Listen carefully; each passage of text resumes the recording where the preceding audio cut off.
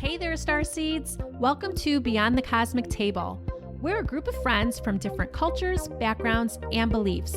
We gather around our table and initiate honest and open conversations on how energy and frequencies influence what we create around us. By expanding awareness, we're able to journey with practical guidance leading to our highest awareness and conscious living. So, take a seat and join us at our table.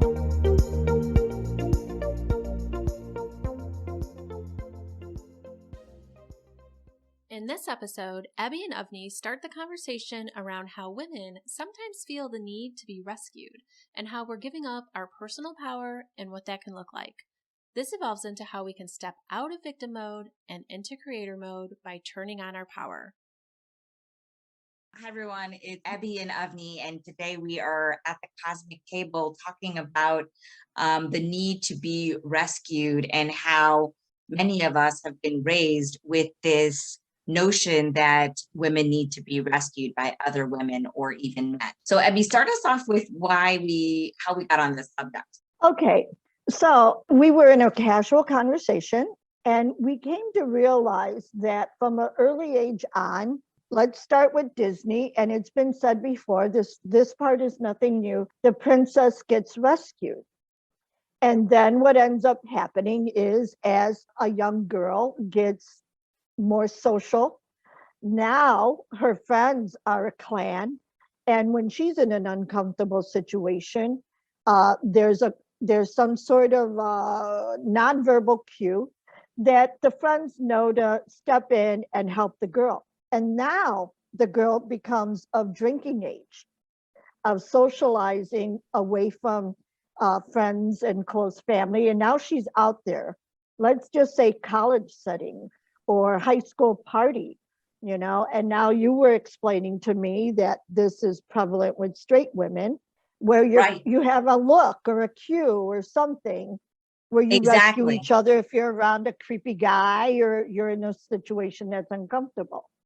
Right. And I want some of the women and men who are listening to this to really look back and think back to when you were of this age, whether it's, partying in high school or college. But at some point you had a pact with your friends that you were going to give them some look or some nonverbal cue or text them or something, and that they would come and rescue you from an uncomfortable situation. Usually it was with a guy, but any kind of uncomfortable situation. And you felt the need to really rely on someone else to come and save you from that circumstance. Exactly. And the interesting thing to me is now we've programmed our boyfriends or your boyfriends, your husbands, your brothers, some male that's close to you, you've programmed them now to be a protector and that you need this, right? So my question to you while we were having this conversation is, why do women feel they need to be rescued in the first place? Because sometimes it even happens when they're talking to other women and they feel stuck or they don't know how to step away, when really it's so simple to just say, let's circle back to that, or, it was great talking to you. I'm going to step over here now. I'm going to mingle.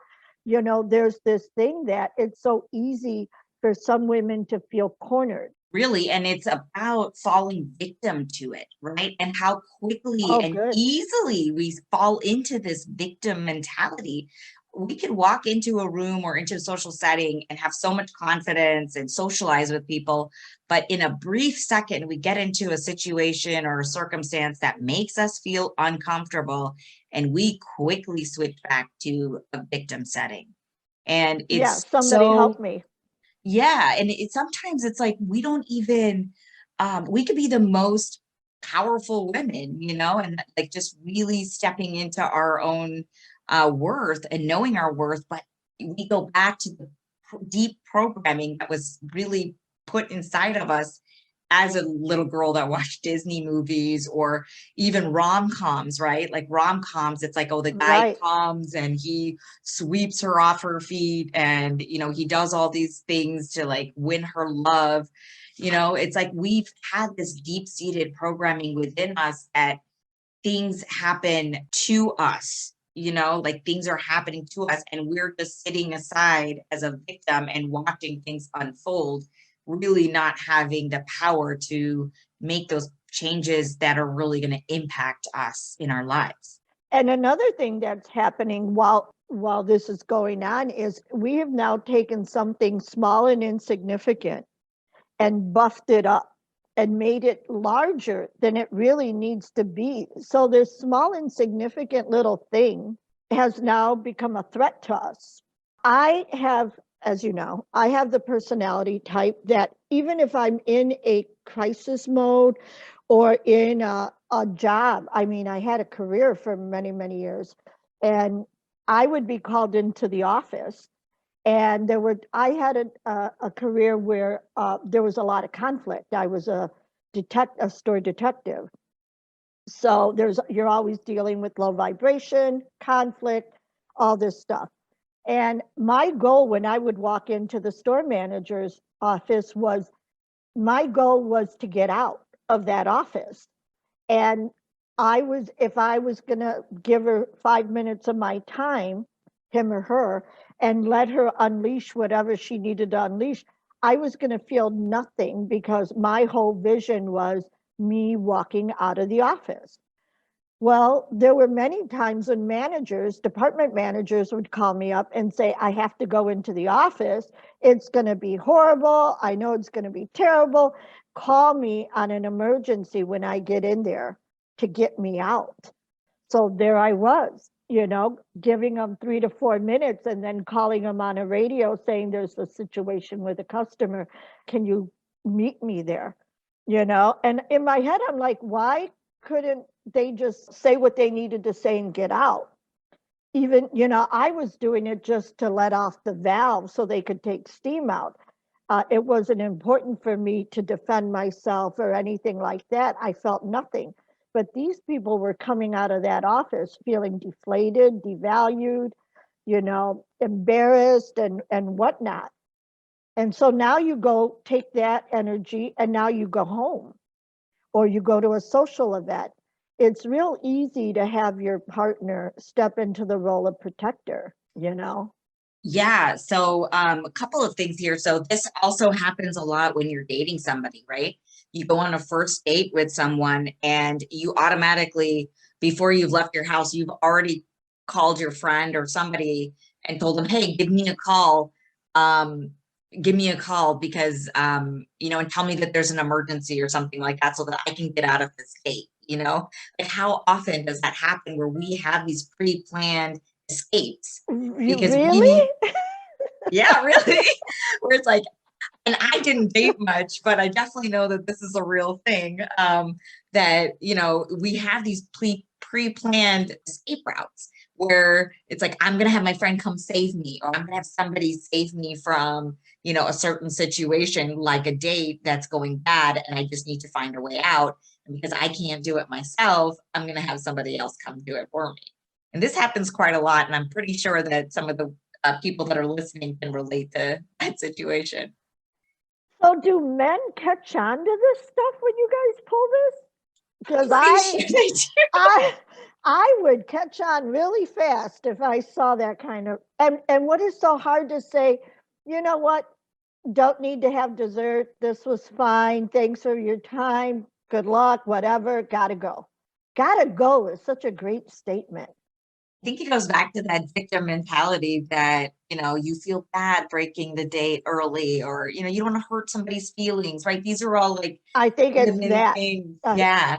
And I'll give you guys a personal scenario. So about 11 years ago, I was at a social setting with my husband, and something happened where I felt uncomfortable, and my husband didn't come rescue me. Right. And later on, when I talked to him about it, he didn't really think he needed to rescue me. And boy, was I upset, that, oh my gosh, he didn't come, he should have stepped in, he should have said something, blah, blah, blah.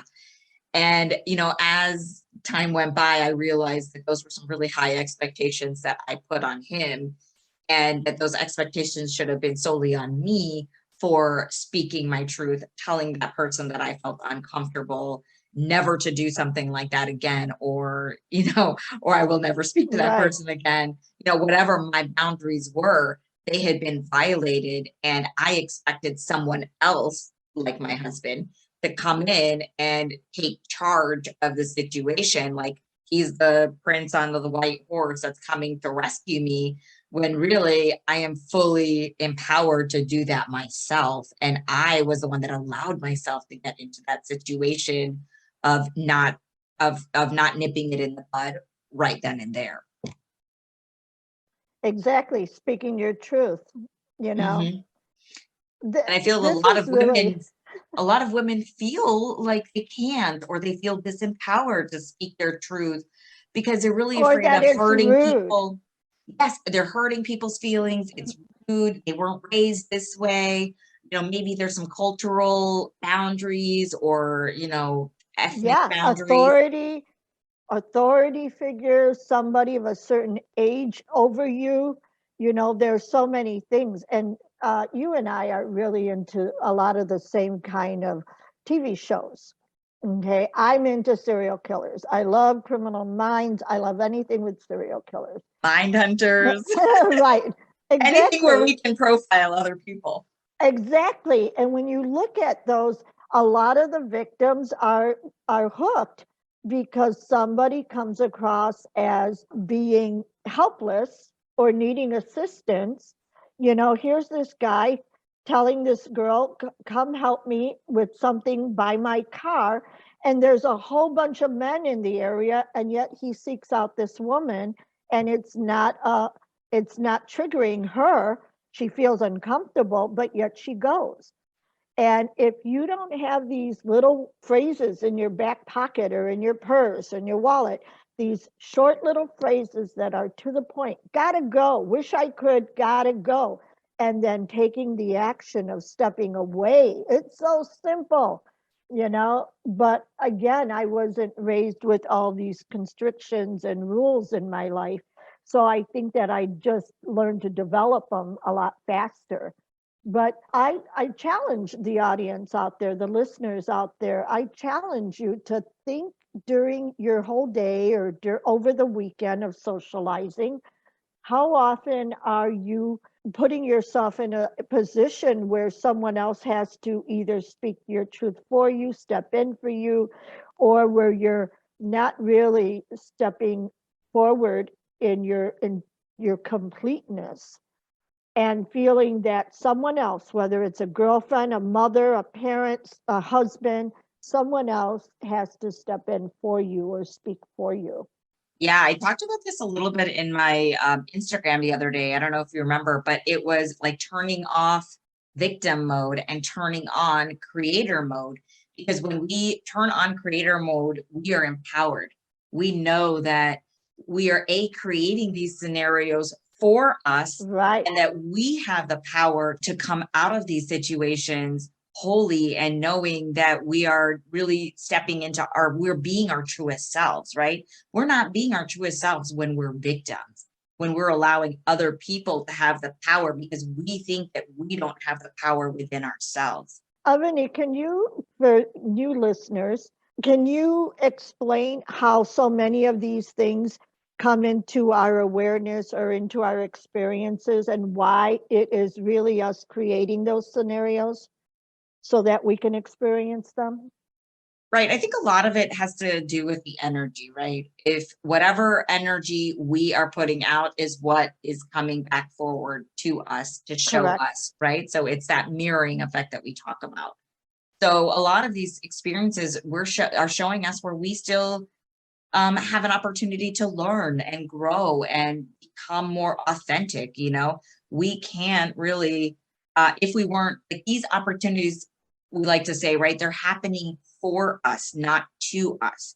So when it's the to me Exactly. mentality, And it's everybody, she did this to me, so and so did that to me, this situation happened to me. Well, when we switch that to for me, this person showed me, where I'm showing resistance, right? That's the initial conversation that I started off with you, right? This person showed me where I'm still having resistance. And, I talked to you a little bit about how can I release this resistance, because I know it's there. And now acknowledging it is the first part. And then taking the inspired action to release it is the next part, right? So really realizing that nothing is happening to you. So-and-so is not doing this to you, but what is the realization that can come out of this person, this situation, this circumstance, this pattern? Because often it is patterns that are continuing to show for you, because they're things that you can start to let go of. Very good. Yeah, that's very clear how you explained it. And here's the other thing. Let's say that a woman, and we're specifically, even though it happens to men too, but the programming is really with women. Let's say that you have the experience where you felt like you were not in a position where you could speak up for yourself, where you needed somebody to rescue you. Now you have this lower vibration. You're not feeling empowered, so you're feeling disempowered. And now the next person who does it to you, you fly off the handle. You're over dramatic on how you handle that situation because you feel so bad how the last one happened. And mind you, a lot of this stuff happens subconsciously. So you have a knee-jerk reaction. Now this other person who probably didn't even warrant that kind of behavior is now thinking, oh my God, what the hell's wrong with her? So it's these social synapses that are snapping all along and tossing this energy, this very fragmented energy out there. I think Susan calls it, what is phorenic? She calls it phorenic energy or something like that. I like the term. I'm going to have to ask her for that.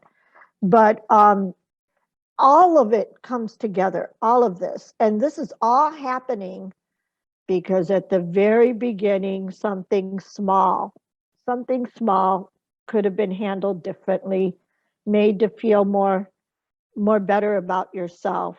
And I think that when children are small, we give them a set of rules and we don't expand those rules as they get older, and they stick to the same rules, when mom's not around or when dad's not around and I'm in this situation, I need to look for somebody who's equally capable of handling these things for me. And I think that especially our young women, our young girls are going out there and socializing with their friends and their friends' families, and now going away to high school and college, and we're not changing any of the rules. We're not giving them ideas, on how to expand on that. Yeah. And the first step is always awareness. When you start to become aware that these are your triggers or these are situations where you continue to keep yourself small, and you realize that you can just stop, pause, before you make your next move or say your next thing, pause and really recognize what is happening within you. That's when you can start to make these small changes that really make a big impact. I mean, for me, like empowering me once was like I got mugged, right? And I felt very disempowered after that because, I couldn't go out at night.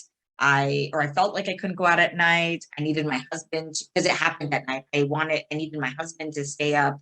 If I went somewhere for a work event, I needed him to like watch me walk to the front door, like be there at the front door and watch me, because I just could not. I was so scared to be alone at night.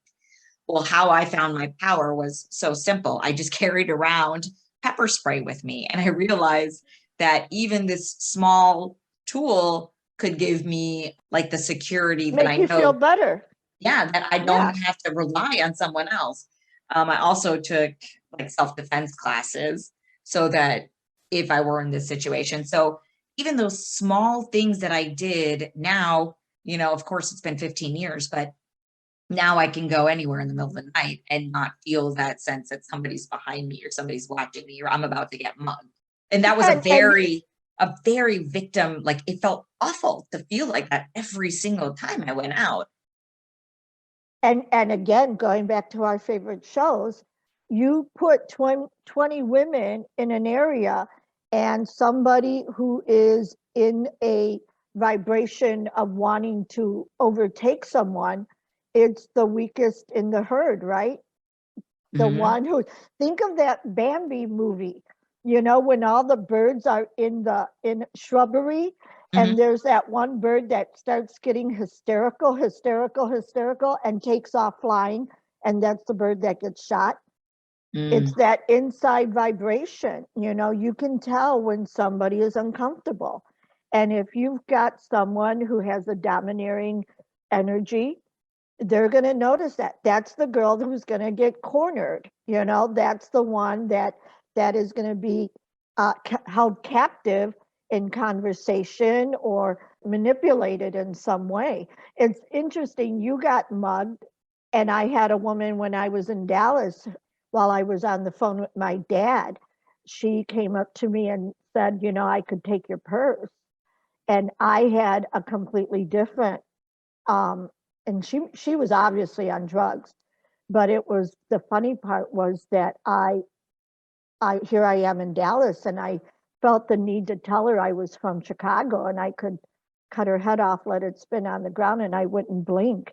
And the worst thing that came out of that was my dad was yelling at me on the phone for swearing at this person who was trying to mug me, because he felt that was so rude. Again, be polite when you're being mugged. Oh gosh. It's, Yeah, I mean, and even these situations, right? Like, all I'm looking back at all these big situations that showed me that I was a victim. But think of the smaller things that I was probably shown every day, and those yeah, those patterns just continue to perpetuate, right? That, oh, I'm a victim because I didn't get this job that I wanted. So and so doesn't like me. All these things, and then you get to the point where it's like, enough is enough. I'm sick and tired of being sick and tired, right? I'm right. tired of being a victim. I'm ready to take control of my life. And that is the most empowering thing you can do for yourself. And think of this, listeners. How many things are you saying to your daughter that you're not really recognizing? Like when you tell your daughter to stay under the radar, don't bring attention to yourself. When those things, try and make yourself smaller. Don't speak up so much. All those things that we think we're passing along really good advice because we think it served us, when actually in hindsight we can see where it didn't serve us as a collective even. So think about that, going back and thinking what you taught your young children, both sons and daughters, and where are they now? This obviously can open up some dialogue, great dialogue, with your teenagers, your college age, any age, having these conversations. I just shared with you that I saw the Lorena Bobbitt documentary on Netflix. And for those of you who think you know what it is, yes, it is that, but it's so much more. The documentary was done so well. And what was interesting to me was this happened in 1993, and they had passed a law where you could not abuse animals, but there still wasn't a law to protect women from being abused from their husbands. So again, she was in situations where she tried to say something about the abuse, nobody listened, and through that whole ordeal, again, everything she was saying, she was looking for someone else to protect her because her own voice wasn't being heard. And it took everything. Growing up, I was told I was bossy because I had would you believe that? Because I had a clear direction on what I wanted, and what I liked and maybe didn't like, right? And that I was too outspoken. Well, what did that do when you hear that enough? it made me shut up and become submissive. Right. So, Right. and you look at it, and a male could be outspoken and, Right. talkative or whatever. And all of a sudden he's a great leader. But when a woman does Yes. this exact same things, she's asked to shut up. So these are things, even as we're raising boys and girls, look at them as equals instead of one better than the other, and that the expectations of one should be different than the other. Because when we're told things as children that are great qualities to have, but as girls, we're looking at them as it could hurt them, and I'm putting air quotes, or Yeah. people, what would people think if a girl was behaving this way, or all these other cultural biases or societal biases. Also, we shut them up, we minimize them, we make them feel small and unheard, and then they don't have their power, and it continues throughout their life until they get to the point where they're sick and tired of it, and they want to regain that. And some women never regain that. And here's the thing, some women don't even realize that this ancestral, this parenting has happened to them. I have clients who will be very frustrated that their daughters aren't showing initiative, or some of their sons too, but I mean, it's the daughter is not showing initiative. She's not. And really, I know their goal is they want her in college so she can meet somebody in college and get married. And again, that's a whole different podcast, right? But look at if you have sons and daughters, think about the nicknames you give your sons as endearments, and think of the nicknames you give your daughter. The sons usually are little man, big man, something, hey buddy, right? The daughters are baby girl, princess, those kinds of things. So not only as a parent can you give yourself the opportunity as parents, even discuss it with your co-parent, how you actually speak to the daughters and how you speak to your sons, and those differences. It made me nuts. I like Jimmy Kimmel. I was watching something on YouTube with him, and he was interviewing Lady Gaga. He's got this mega star, triple threat star. She's in House of Gucci. And he's asking her questions like, so what did you eat while you were on set? What did everything having to do with looking pretty. What did you eat?